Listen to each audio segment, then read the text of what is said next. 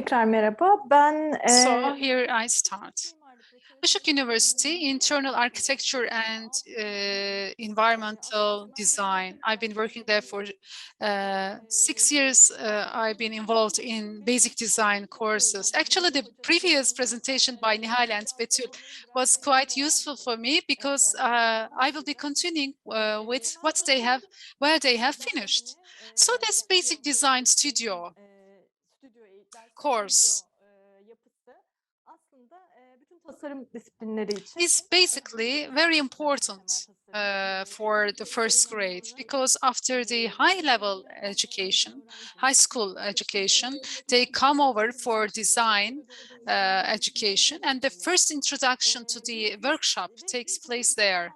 So we have been providing some conceptual infrastructure in a structure of studio, some sort of integrative, experimental studies. That's what this course is all about. So these exercises increase the skills of 2D, 3D, visual perception, and creativity is encouraged. Analytical thinking and critical thinking are fostered with this course. After the pandemic, online education started. Because of the pandemic, we didn't change the structure of the course like others, because it was an unexpected thing for us as lecturers also. The amount is 4 hours. So, we were using some systematic modules like seminars for 15 minutes to 30 minutes. We would have some discussions with the students. Studio efforts. We were assigning some time for studio time, and all these things were carried out at studio level.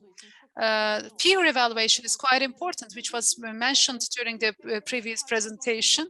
It's such a critical and discussing environment. Then, as of March 2020, we had to move this course to online platform. Actually, this was inevitable with the pandemic, but before that, many institutions, educational institutions, were using online platforms as effective learning environment, and there were many online learning management systems already in schools. And online education platforms had a non-customized structure. It is critical. It is criticized, and that's how these platforms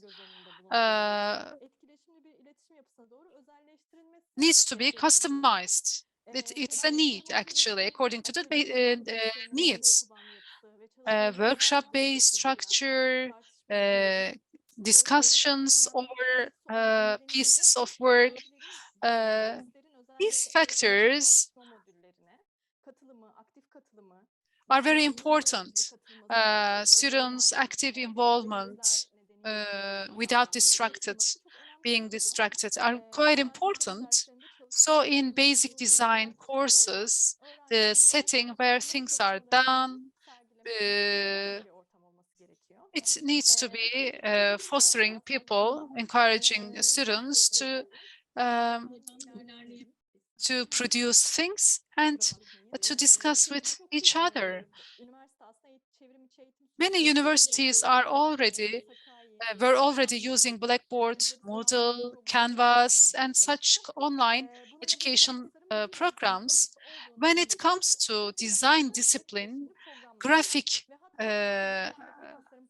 interaction programs, computer-assisted platforms were already introduced. But when we applied emergency online education, we didn't have an opportunity to try them out. All these things, all these interfaces, we were unfamiliar to some extent.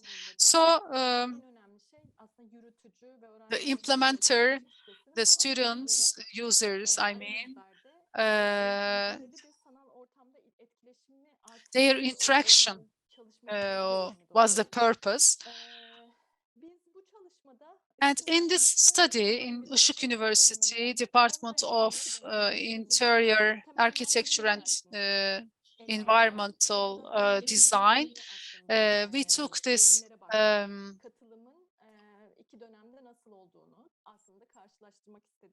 to see how the participation is. Curriculum was the same in these two semesters. It's a coincidence that the number of students was low, but the number of students was the same, although the students were different. The first term, as of the week 5, we started online education, so it continued for 9 weeks. Actually, those were the students that already got introduced to each other during face-to-face education. The second period was 14-week online education. What is different? In the first, in one of them, Blackboard was used separately, and in the second one, it was used with an interaction with a mirror, like whiteboard. So in these two semesters, we wanted to check how active participation of students was affected. In 2020 spring, in the first 5 weeks where face-to-face education took place. Then later on, Işık University actually was using Blackboard for many courses. Students were quite familiar, even more familiar than the implementers to this interface. But us, we were using to see the participation of the students, to interact with students. We weren't using it for collection of their pieces of work, actually.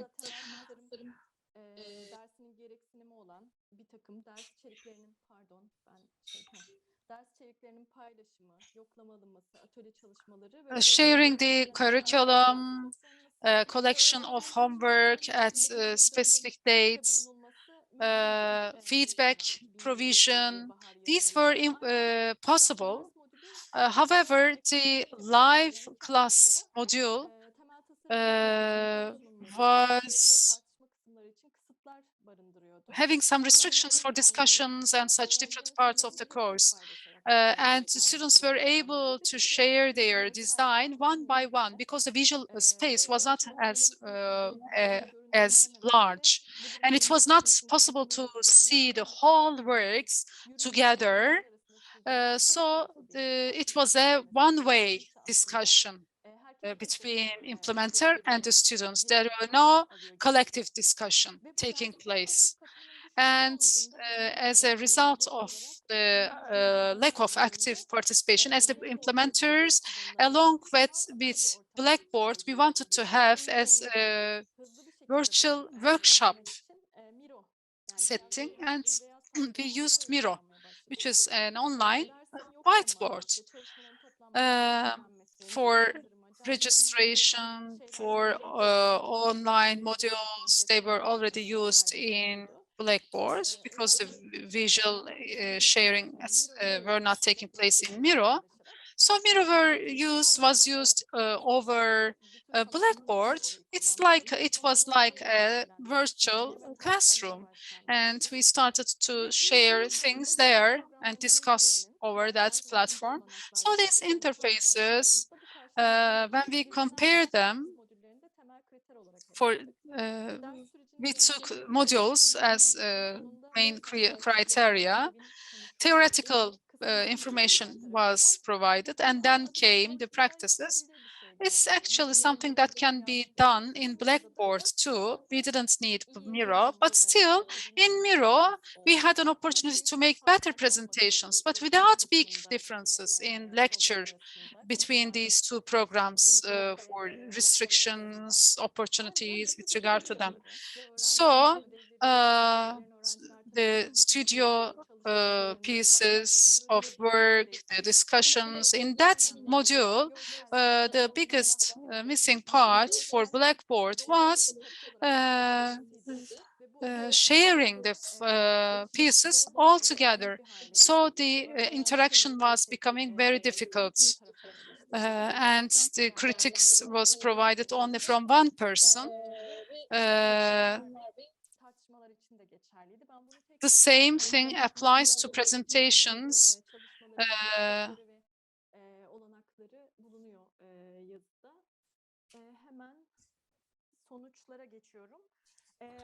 As we come to the results,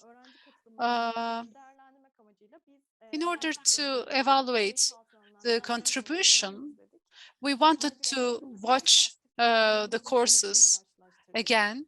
We wanted to see the active participation in terms of time of presentation, time of waiting, discussions. We wanted to incorporate all to make a meaningful result.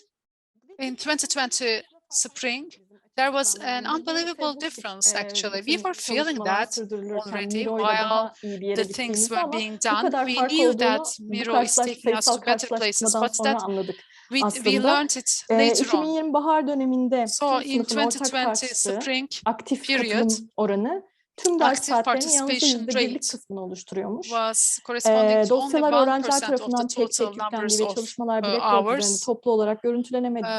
Öğretim elemanları her dosya üzerinde ayrı ayrı kritik vermiş verdiler. Ancak yürütücülerin tüm çaba ve uyarılarına rağmen sınıf yapan öğrenciye herhangi bir akran değerlendirmesi yapılmamış. Konuşmalar tamamen tek taraflı olarak devam etmiş. 2021 bahar yarı yılında ise derste sınıfın aktif olarak söz alma süreleri %40'a çıkmış durumda. Ve derse katılım oranındaki bu değişiklik nedeniyle de öğretim elemanlarının tartışmaya katkısı ve sürekli böyle bir hani ortamı sıcak tutmak için konuşmaları %74'ten %39'lara düşmüş. Sınıf gerçekten derse aktif olarak katılmak ve heyecanla çalışmalarını sunma istemiş, durum istedi. Miro arayüzünde beyaz tahtaya sunumlarını yerleştirme etkinliği ve birbirlerinin isimlerini görebiliyorlardı bu etkinlik sırasında. Anlık hareketlerini pano üzerinde görebilmeleri. Hatta onlara önerimizle bunu buraya eklememişim şu anda fark ettim ama Discord'da kendi aralarında grup kurmaları sesli olarak da yani hocaların yürütücülerin olmadığı bir yerde de iletişim kurmaları. Çünkü panoda birbirlerini gördükçe aslında heyecanlanıyorlardı. Birbirlerinin çalışmalarını baştan gördükçe sunum yapma istekleri artıyordu. Bunların hepsi aslında eleştirme tartışma modeline hazırlanmayı sağlıyordu öğrenci açısından ve birbirleriyle etkileşim halindelerdi. Yürütücülerin hiç desteği olmadan da yani bir önceki döneme kıyasla konuşmaya çok daha hazır oluyorlardı. İlgileri de daha fazla, derse ilgileri de daha fazlaydı. Her iki dönemde de konu dışı tartışmaların ve teknik sorunların yol açtığı bir takım bekleme süreleri var. Bunları eşit oranda görüyoruz. Hatta bahar 2021'de biraz daha fazla olduğunu görüyoruz. Ancak burada da şöyle bir şey var. 2020 bahar yarı yılındaki bekleme süreleri öğrencilerin dosyalarını tek tek yüklerken yaşadığı sorunlardı. Paylaşırken yaşadıkları sorunlar olduğu için sürekli dersin geneline yayılmış ve bu da konuşmaların akışının sıklıkla kesilmesi ve katılımcıların dikkatinin dağılmasıyla sonuçlanıyordu.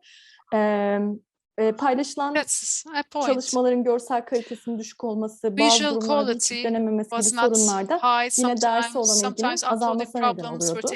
2021 bahar yarı yılında ise bu bekleme süreleri daha çok aslında yine dersin içerisinde verimli bir bekleme süresine dönüştü. Çünkü şöyle bir bekleme süresiydi o. Çalışmalarımızı Miro'ya hep birlikte yükleyelim orada bir sunum tasarlayın hep birlikte şeklinde işbirliği içerisinde. Dolayısıyla bunun bekleme süreleri dersin başında öğrencinin bütün o akıştaki o eleştirel kısma katılması için bir hazırlanma bekleme süresiydi.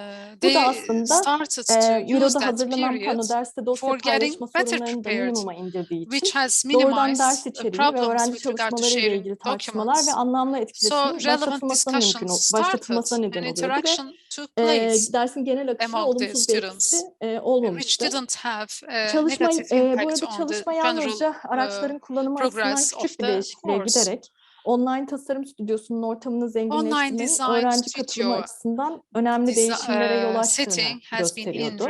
Her iki dönemin ders kayıtlarından elde edilen veriler değerlendirildiğinde dersin içerik ve metodolojisine göre farklı araçları bir arada kullanmanın yine öğrenci katılımına olumlu yönde etki ettiği görüldü. Çevrimiçi tasarım eğitimi söz konusu olduğunda kullanılan platformların dersin öğrenme metodolojilerinin gerektirdiği ortamı sağlaması için özelleştirilmesinin önem kazandığını da aslında burada görüyoruz ve birlikte kullanımlarının. Çünkü aslında her platform belki bu yani genel olması bütün o eğitim learning management sistemlerinin genel olması aslında çok beklenir bir durum. Ama bunun başka alanlarla da başka artırılması, bu ortamların tasarım eğitimi için, tasarım disiplini için biraz daha artırılmış özelliklerinin olması için başka programlarla da desteklenmesinin önemi aslında biraz ortaya çıktı.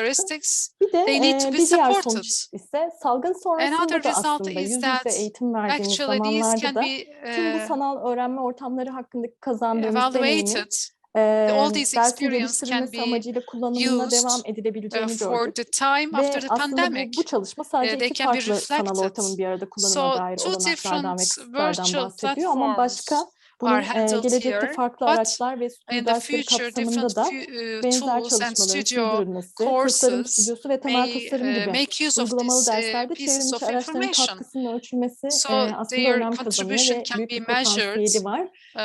Ben burada sunumumu bitiriyorum. Umarım çok fazla zamanı kötü kullanmamışımdır diye bakıyorum size. Yok hocam, gayet iyi zamanlamanız. No, your timing was great. Thank you. Ben teşekkür ederim.